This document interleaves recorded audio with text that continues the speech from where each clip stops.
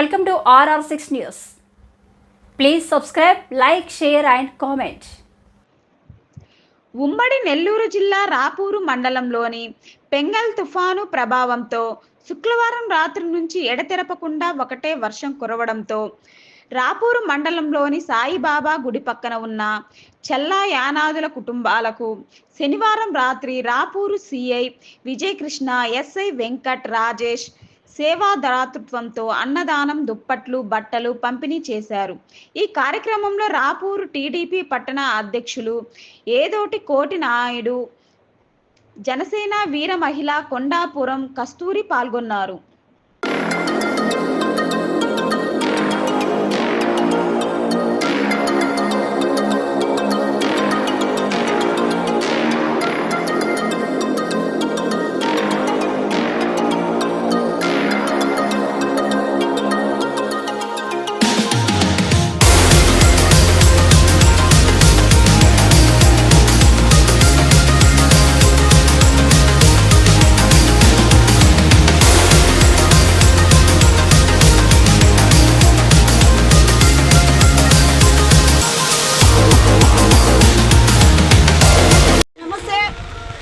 నా పేరు కొండాపురం కస్తూరి, జనసేన పార్టీ రాపూరు మండలము.